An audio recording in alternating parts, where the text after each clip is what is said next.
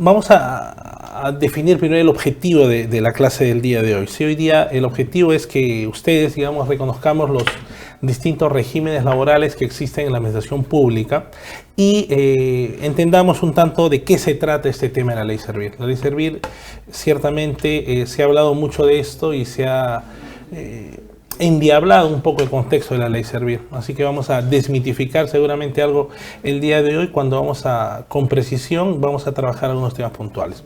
Bien. La agenda para el día de hoy son regímenes laborales del sector público y la Ley del Servicio Civil o la Ley Servir puntualmente. ¿Cuántos son los regímenes laborales que existen en el Estado?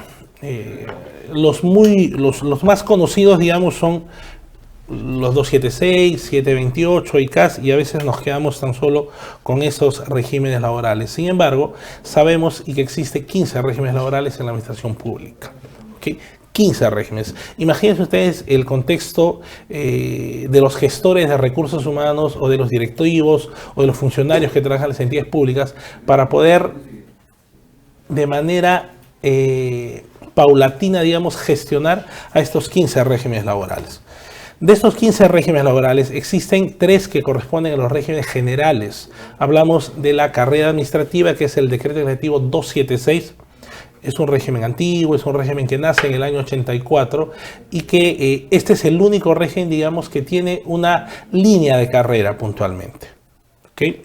Luego existen sin carrera, pero con vínculo laboral, el régimen laboral, decreto legislativo 728, que es el régimen laboral de la actividad privada. Y finalmente el contrato administrativo de servicios o el CAS, el 1057. Entonces, estos 3 son los 3 regímenes laborales bastante conocidos en la administración pública y que, dicho sea de paso, son los únicos que van a ingresar a la Ley Servir. Bien, entonces, de la totalidad de trabajadores o servidores públicos que van a ingresar o que en su momento harán el traspaso a la Ley Servir, son 3 los regímenes laborales que son los que van a potenciar esto, que son 728, 276 y CAS. Sobre esto, después también podemos contar con las carreras especiales o los regímenes especiales. Estamos hablando de profesores y magisterios, docentes universitarios, profesionales de la salud, asistenciales, en general todo el área asistencial que trabaja con los profesionales de la salud. También tenemos los magistrados, fiscales, diplomáticos, los del INPE, los servidores penitenciarios y toda la cantidad grande que existe entre militares y policías. Estos corresponden entonces a las carreras especiales. ¿Okay? Entonces, del 100% de trabajadores que están en la administración pública, que estamos hablando de 1.400.000 trabajadores, la mitad, 276, 728 y CAS, que pudiera eventualmente ingresar al régimen laboral de Servir, y luego el otro 50%, los otros 700.000, digamos, corresponden a las carreras especiales que no pueden entrar al régimen laboral Servir. ¿Ok? Esas son, digamos, las grandes regímenes laborales que existen en el Estado. Bien. Para hacer una comparación nada más de algunos de ellos, vamos a poner algunos ejemplos del 276 y la 728. ¿Ok? 276, digamos, hago la consulta, que estos están en red ahorita. ¿Cuánto gana un 276 por los aguinaldos? Ya estamos cerca a julio, digamos, y en julio nos va a llegar, para la gente que trabaja en el Estado, lo que se llama el aguinaldo. ¿Cuánto corresponde este aguinaldo para la gente que trabaja en el régimen laboral 276? Este aguinaldo que corresponde a la gente de 276 son de 300 soles. ¿Ok? Si hacemos esto, una comparación, una extrapolación para la gente 728, ¿cuánto es que ganan los de 728 o el régimen laboral de la actividad privada? Ellos ganan un sueldo completo. ¿Ok? En principio, entonces, si vamos a hacer una comparación entre 728 y 276 para efectos de gratificación o aguinaldo, vemos entonces que hay grandemente una diferencia entre 276, régimen laboral de la carrera pública, y el 728, régimen de la actividad privada. Otro concepto remunerativo que es la asignación familiar. La gente que está en la 276 gana muy diferente a la de 728 respecto a asignación familiar. ¿Okay? La gente que está en el decreto legislativo 728 gana el 10% de la remuneración mínimo vital. Esto es 93 soles, toda vez que la remuneración mínima vital a la fecha es de 930 soles. Bien. En cambio, la gente que está en el decreto legislativo 276 percibe por asignación familiar 3 soles. Vemos entonces una gran diferencia en este sentido. ¿Cuánto gana? Igual siguiendo haciendo una comparación entre ambos, ¿cuánto gana, digamos ustedes, una persona que está en el 276 y que luego de 30 años de servicio se jubila? Versus cuánto ganaría una persona que está en el régimen laboral 728, que dicho sea de paso es muy parecido a la ley Servir. ¿Cuánto gana uno que está en la 728 y después de 30 años de servicio se jubila? Esta persona que está en la 728, régimen laboral de la actividad privada, gana más o menos 36 sueldos. Me refiero, la empresa o la entidad deposita en el banco que el trabajador ha seleccionado, deposita por año un sueldo por año que corresponde a la CTS. En estricto, es un sueldo y un sexto de la gratificación anterior, digamos. Un dosavo, para ser exacto, de la gratificación anterior. Así que, en el transcurso de 30 años, ¿cuánto va a percibir? El trabajador va a percibir más o menos 36 sueldos. Bien, siempre y cuando este trabajador de la actividad privada, régimen laboral de la actividad privada, no sacó nada de su sueldo, de su CTS, correcto. Y si nos volcamos a conversar del 276, esta persona que trabajó 30 años de servicio en el Estado, le dedicó su juventud, su trabajo y 30 años de energía y dedicación al Estado, va a percibir más o menos entre 300 y 1.800 soles como liquidación, digamos, al término de sus 30 años de servicio. Como ven, entonces, hay una gran diferencia económica entre un régimen laboral y otro. ¿Ok? Y ahora, ¿y por qué sé estos temas? Si nos entramos a detallar ciertamente la carrera administrativa o el decreto legislativo 276, nos vamos a dar cuenta que este régimen laboral tiene determinados niveles y hay una carrera que se ejecuta. ¿Ok? ¿Cómo está compuesto la gente que trabaja en el 276 en el sector público? Principalmente, casi un 40%, como vamos a ver aquí, son técnicos y auxiliares. ¿Ok? Entonces, la 276 principalmente está direccionada o está cubierta por técnicos y auxiliares. Les hablaba yo de que existía una progresión de carrera. Existe 4 niveles, 4 categorías laborales, digamos, para la 276. Abajo están los auxiliares, están los técnicos, los profesionales y finalmente están los funcionarios públicos. ¿Okay? Estos 4 niveles entonces de carrera están compuestos interiormente por 7 en el caso de los auxiliares, los técnicos por 10 y los profesionales por 8 niveles. ¿Okay? Para ascender de nivel a nivel en la 276 tendría que pasar aproximadamente de 2 a 3 años y tener 51 horas de capacitación por cada nivel que debiera de pasar. Entonces, para que una persona pueda ascender o efectivamente hacer línea de carrera en la 276 es harto complicado, demanda muchísimo tiempo y a veces por las restricciones presupuestales que existen en el sector público, esto es harto difícil poder realizarlo, poder hacer una línea efectiva de carrera. Bien. Otra característica de la 276 es que está compuesto por un haber básico. Este haber básico, que es, digamos, el sueldo computable que tiene la gente 276, es bastante reducido. Tan reducido que hay un concepto que se llama la unidad remunerativa pública. Esta unidad remunerativa pública, URP, a la fecha representa el 0.05 soles, que es la base de cálculo para poder hacer o para poder calcular efectivamente la remuneración de un servidor civil. Esto justifica y esto explica por qué al momento de jubilarse después de 30 años de servicio percibe, como les refería yo, entre 300 y 1.800 soles. ¿Ok? Ciertamente entonces es esta la condición. Recordemos cuando salen los decretos de aguinaldos o de gratificaciones o de escolaridad para el sector público, la misma norma dice que esto es no computable. ¿Qué quiere decir? De que no aplica para CTS, gratificación, vacaciones, no aplica para nada, sino casi nada. ¿Okay? Entonces, lo que realmente le damos a los servidores civiles que están en este régimen laboral es ciertamente una remuneración irreal, toda vez que lo que es computable para beneficios sociales y otros es irrisorio. ¿Okay? Sin embargo, hay otros conceptos, otras bonificaciones económicas que percibe la gente que trabaja en el 276, que son, por ejemplo, el CAFAE, bonos por antigüedad, bonos por desempeño, otra serie de temas, de forma tal que al final no es que lleve poco dinero o mucho dinero tampoco a su domicilio, pero el haber básico, que es la base de cálculo para lo demás, es bastante limitado. ¿Okay? Entonces, esas son las condiciones y características que hace posible o hace irrisorio ciertamente las condiciones económicas que percibe la gente de 276.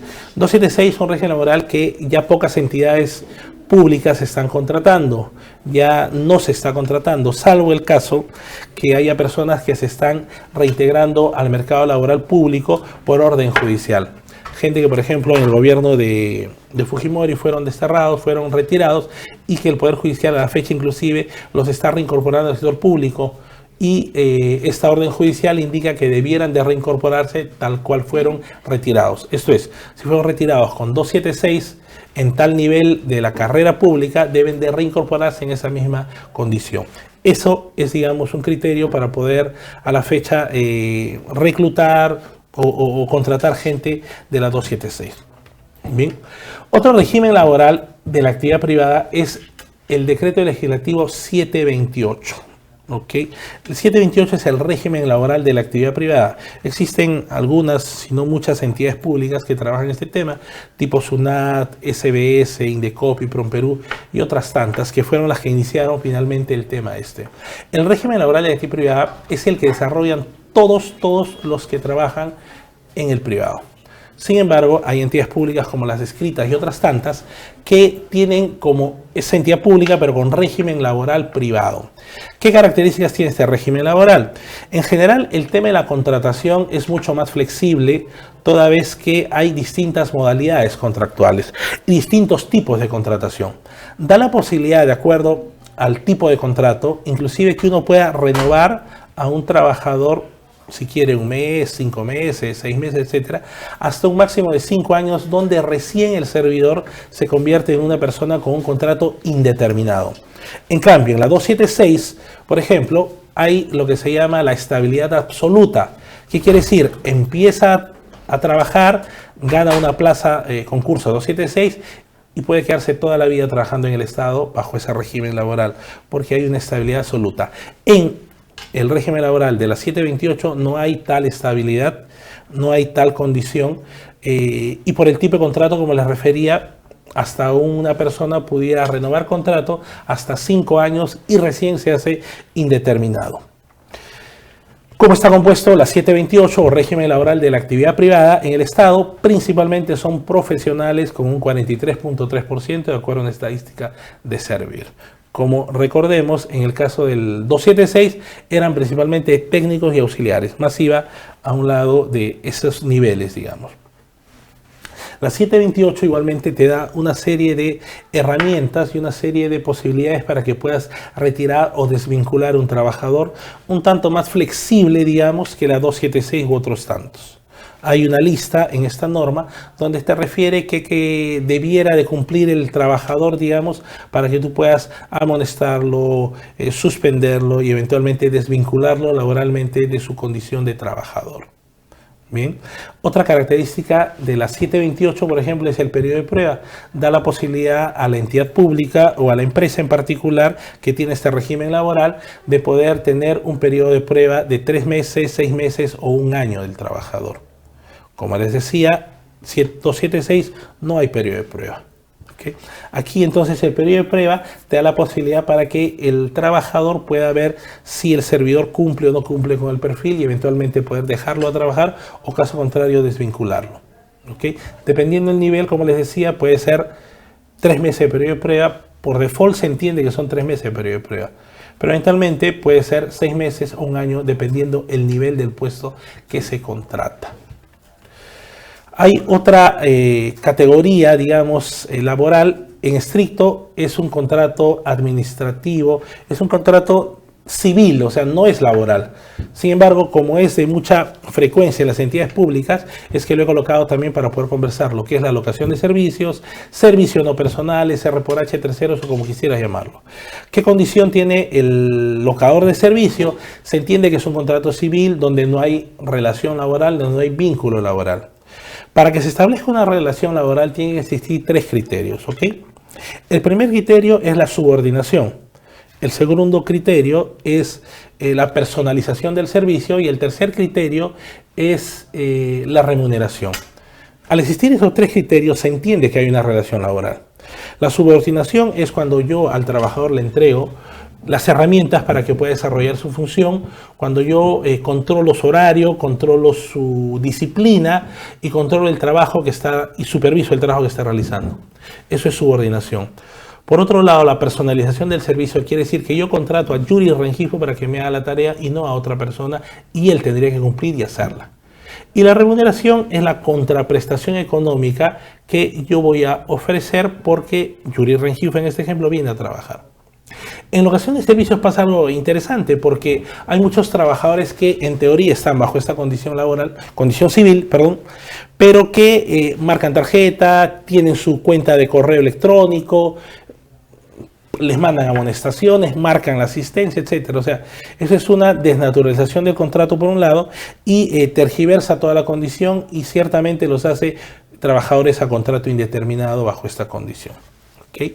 Entonces, para que exista realmente una locación de servicios, no debieran de existir esos 3 criterios que les refiero, que es subordinación, personalización del servicio y contraprestación económica. Otro y muy grande, conocido, contrato o régimen laboral ya reconocido como tal a través del Tribunal Constitucional que se da en el Estado es el contrato administrativo de servicio, decreto legislativo 1057. ¿De qué se trata? Es en el gobierno de García, el alto costo que representa tener un trabajador de locación de servicios y pasarlo a la 728 o régimen laboral de la actividad privada es complicado y económicamente es bastante caro. Así que lo que se hizo es hacer un híbrido entre uno y otro y lo que se hizo es darle ciertas características de locación de servicio y otras características de 728. Se le entregó, digamos, vacaciones. Inicialmente eran 15 días de vacaciones. A la fecha, el trabajador CAS ya tiene 30 días de vacaciones. El pago de salud, hay una retención y aporte por pensiones y jubilación, posibilidad de licencias con goce de maternidad y paternidad, que son condiciones que en estricto representan a los trabajadores 728 y al 276, también lo tiene el CAS, e igualmente los derechos colectivos de sindicalización y huelga. ¿Cuándo acaban los contratos CAS? Todos los contratos a CAS acaban el 31 de diciembre.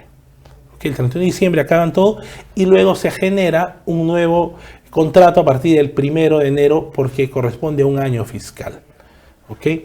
El CAS es flexible, en general hay muchas entidades públicas que tienen el régimen laboral CAS, muchas entidades públicas, inclusive entidades públicas que el 100% de su personal tienen CAS, cosa rara, pero así funciona. El CAS, de acuerdo a cómo se ven las entidades públicas, a veces gana hasta 4 veces más de lo que gana un 276. Hay personal 728 que supuestamente están en planilla, con todos los beneficios y todo el tema, que renuncian a su condición de 728 para pasarse a CAS. ¿Por qué? Por las condiciones económicas que ellos representan. El CAS, como les digo, en muchas entidades públicas es el que más gana, digamos. ¿Okay? Hay un proceso de contratación del CAS que tienes que publicar el Ministerio de Trabajo, una serie de temas que te posibilitan formar parte del CAS. ¿Okay? Aquí tenemos ciertamente un comparativo entre estas 3 regímenes laborales que son los de mayor incidencia en la administración pública, donde podemos ver, digamos, que en el tema de la desvinculación, para poner un ejemplo, en el caso del 276 es harto difícil de vincular a un trabajador. Régimen laboral de la actividad privada te da los elementos para poder hacerlo y el CAS igual puedes, si se quiere, no renovar el contrato y desde ya los estás desvinculando. Existen después regímenes especiales que no pertenecen a servir, que tampoco lo van a hacer, que son magistrados, el INPE, van a ser y son los diplomáticos, los profesores, los docentes, policías, miembros del ejército y de la Policía Nacional, toda la gente que trabaja a nivel asistencial, que tiene sus características individuales, particulares, son regímenes laborales especiales que no van a estar dentro de la ley Servir. Igual, en el mismo momento que se crea la ley Servir, en junio del año 2008, se crea otro régimen laboral que es la de los gerentes públicos. Los gerentes públicos, el decreto ley 1024 hace que tengan remuneración en un régimen especial, tienen descanso vacacional de 30 días, aquí dice 15 días, pero recientemente esos 15 días se han ampliado ya para que el gerente público tenga 30 días de vacaciones. Tiene por su nivel una jornada de trabajo donde no les pagan horas extras. Si deja de salir de vacaciones no hay indemnización tampoco vacacional por el nivel de grado y cargo que tiene. El gerente público es una persona que no tiene una relación laboral indeterminada, sino cuando el titular de la entidad, digamos, no quiere contar con los servicios de este gerente público, lo puede retirar y no pasa nada. ¿Okay? Esos son, digamos, en gran medida los regímenes laborales del sector público.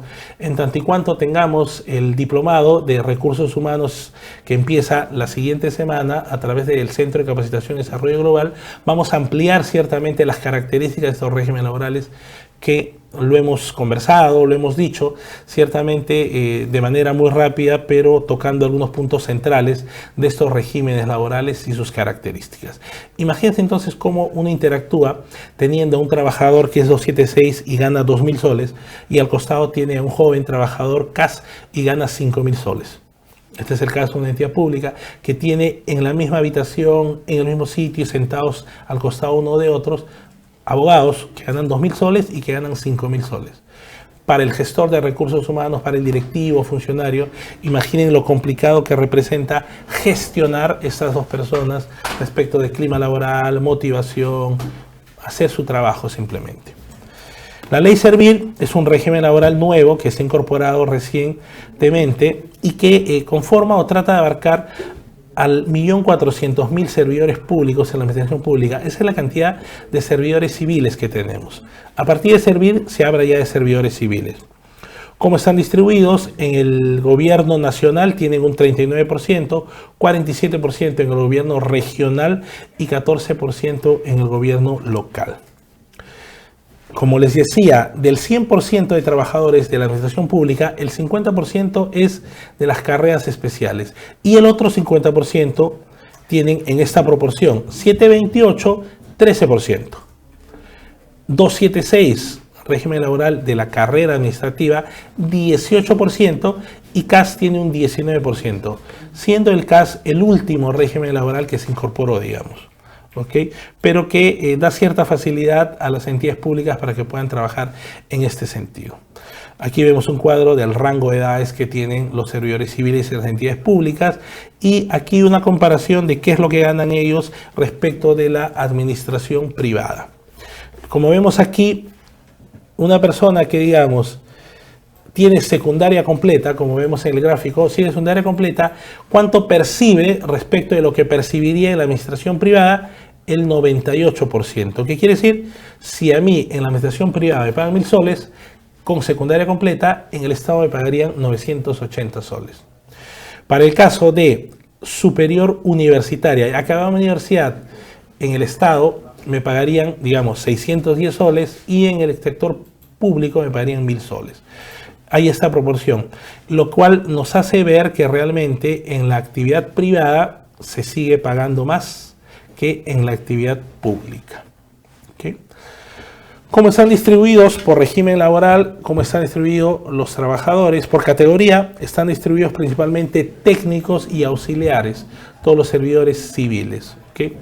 Hay una lógica en esto, toda vez que existen más personal auxiliar administrativo que personal directivo. ¿Okay? Aquí está la clasificación de estos mismos y como les refería, en junio del 2008 se norma todo lo relacionado a Servir. Está el decreto legislativo 1023 que crea la Autoridad Nacional del Servicio Civil. Servir es el área de recursos humanos del Estado peruano, ese es Servir. La 1024 que crea y regula el cuerpo de gerentes públicos, que ya lo comentamos. Está también la 1026 y la 1057, régimen laboral especial de contratación administrativa de servicio, CAS, que como les refería, se forma como un régimen transitorio que inicialmente iba a durar 5 años. Sin embargo, a la fecha tiene más de 5 años y sigue trabajando. ¿Qué debe servir?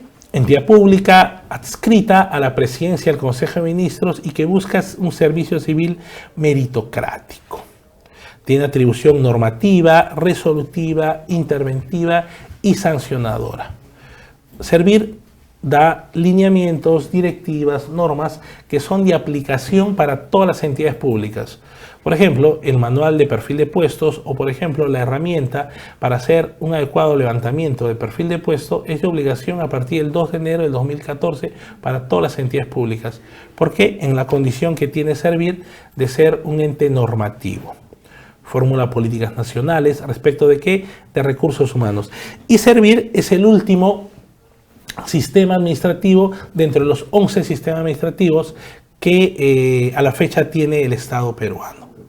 ¿Okay? Entonces, lo que busca Servir es principio de mérito, servicio al ciudadano, evaluar a los ciudadanos de manera objetiva, tanto para su vinculación o incorporación, cuanto para la evaluación de desempeño y la consecución de incentivos. ¿Okay? Aquí tenemos el modelo de gestión de recursos humanos que tiene Servir y que maneja, donde está compuesto por 7 subsistemas y 23 procesos. Esta información, como ya les había referido, seguramente la ampliaremos cuando conversemos en el Diplomado de Recursos Humanos y la Ley Servir, que justamente el Centro de Capacitación y Desarrollo Global lo trabajará. ¿Cuáles son, como ya les había referido, los regímenes laborales que van a ingresar a la Ley Servir? 276, 728 y el 1057 OCAS. Esos pueden ingresar a Servir. Quienes no forman parte de Servir: personal de las Fuerzas Armadas y Policía Nacional, personal que trabaja en salud y todo el personal de educación, que como habíamos dicho serán más o menos como 700.000. ¿Okay? ¿Qué busca Servir? Busca que la gente tenga una mejora en su economía a través de la conservación de los beneficios laborales, 48 horas. Se van a fijar las compensaciones económicas en base a las familias de puestos y a los roles de puestos que uno desarrolla en la administración pública. En principio, si hacemos una comparación de cómo es a la fecha CAS 276, inclusive 728, y lo que viene con el tema de Servir, haciendo pluma, uno se dará cuenta que podrá percibir mucho más dinero si está en la Ley Servir. ¿Por qué? Porque te va a dar y asegurar 2 gratificaciones, el tema de la CTS, asignación familiar. Desde ya son algunos regímenes laborales, criterios o condiciones laborales que van a beneficiar. El tema de la estabilidad laboral también está determinado por el tema de Servir. La gente que esté trabajando en la entidad pública, que postule a Servir, ingresa a Servir, no va a tener periodo de prueba, sino va a ser igualmente un periodo indeterminado. El periodo de prueba tan solo será para aquellos servidores civiles que recién se incorporan a la Ley Servir. La norma, cuando salió, dijo que iba a durar 6 años, que en teoría se cumplían el año pasado, 2018. Sin embargo, a la fecha, el año pasado, en septiembre del año pasado, salió una norma indicando que la reforma será gradual y que durará lo que tenga que durar. O sea, no le están poniendo fecha límite, lo cual es viable toda vez que a la fecha, digamos, existe todavía una lentitud en el traspaso a la Ley Servir. Bien, aquí podemos apreciar cómo están conformados la Ley Servir. Como veíamos en la 276, eran funcionarios, eran profesionales, técnicos y auxiliares. Ahora en la Ley Servir vamos a tener entonces funcionario público, que es el titular de la entidad y la gente que está a ese nivel, directivos públicos, servidores civiles de carrera y servidores de actividades complementarias. Son estos 4 niveles que tiene el régimen laboral Servir, donde además los catalogan o los administran por familias de puestos y estos tienen roles determinados. ¿Bien? Aquí podemos apreciar algunas características o beneficios de la Ley Servir. digamos, estamos hablando de concursos públicos abiertos para que los servidores civiles puedan postular y puedan trabajar en estos contextos. Hay también mejora en las remuneraciones, como ya les había dicho, con contar tan solo los CAS, con 2 gratificaciones y contar, que es el 100% de su remuneración, dicho sea de paso, contar con CTS, desde ya es una ventaja económica considerable. Este nuevo régimen laboral de servir, como refería, es voluntario, o sea, no se va a obligar a la gente para que pueda trasladarse al régimen laboral servir, como tampoco se les va a quitar del puesto, bajar de nivel, porque eso sería en contra de la Constitución y sería un acto discriminatorio que, por decirlo menos, eso no va a ser servir. También en el punto 11, como vemos aquí, no habrá despidos masivos de servidores. Quiere decir que no, lo que se busca no es despedir a gente ni evaluar para despedirlos. No va por ese lado la reforma. Y esto realmente sería una reforma, o es una reforma, porque hace que las entidades públicas revisen internamente cuáles son sus roles, cuáles son sus tareas, y sobre eso poder realmente mejorar y tener acciones de mejora y desarrollo. ¿Okay? Ya para terminar, vamos a hablar acerca del tema del tránsito al nuevo régimen. El tránsito a la ley servir es, digamos, todo lo que las entidades públicas hacen o pudieran hacer a fin de poder pasar o transitar al régimen laboral nuevo de servir. Como les decía, lo que se busca es una mejora interna. Lo que se busca es hacer una introspección de los procesos, de los puestos, de las tareas que desarrollan las entidades públicas.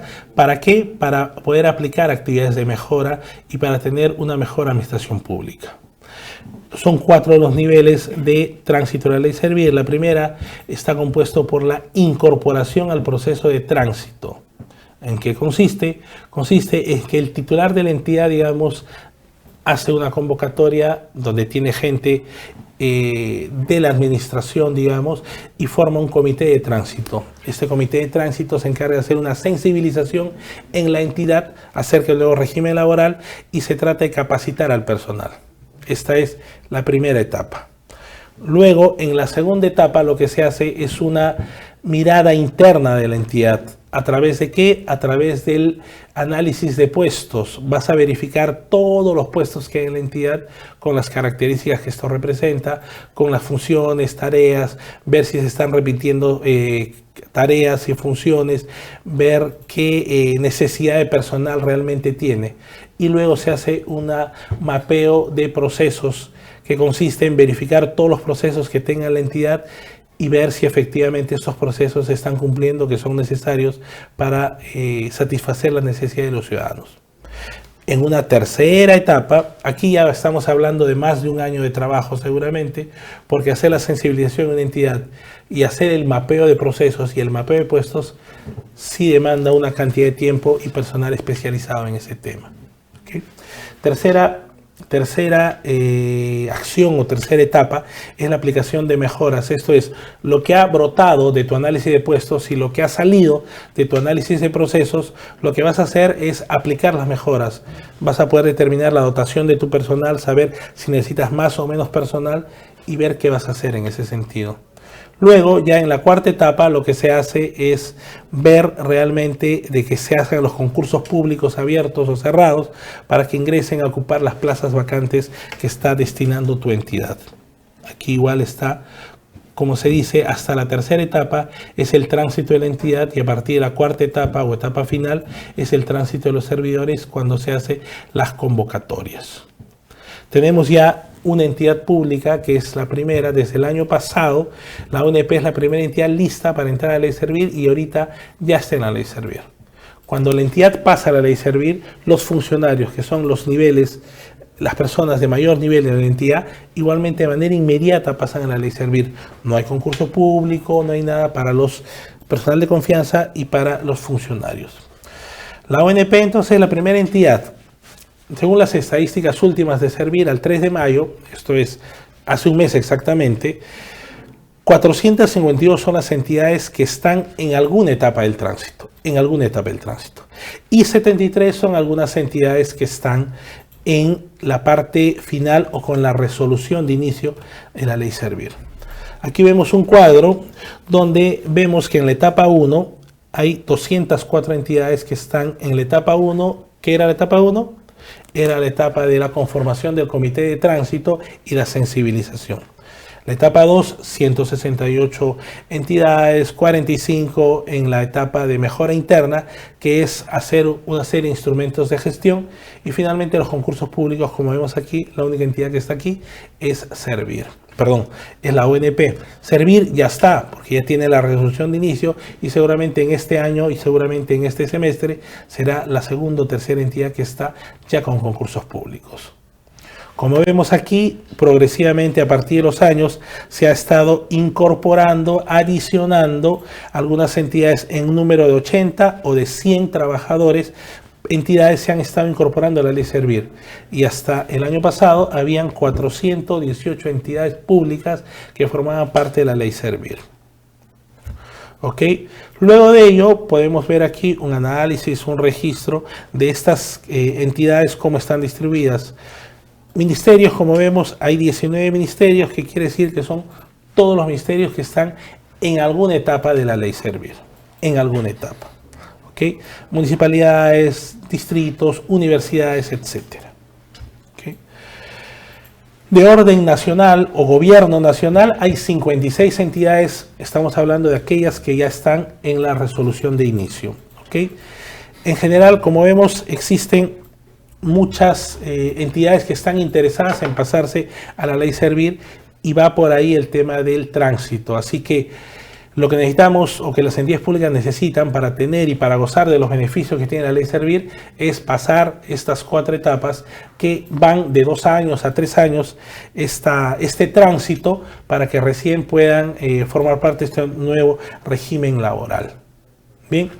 Hemos conversado entonces de los regímenes laborales de la actividad pública, de la gestión pública y de la ley Servir. Como les decía, esto es importante conocer porque toda vez nos hace ver cuál es el manejo de nuestro futuro laboral, nuestro futuro pensionario, digamos, a todas las personas que trabajamos en el sector público y que gracias al Centro de Capacitación y Desarrollo Global lo estaremos desarrollando a partir de la siguiente semana en el Diplomado de Recursos Humanos y la Ley Servir.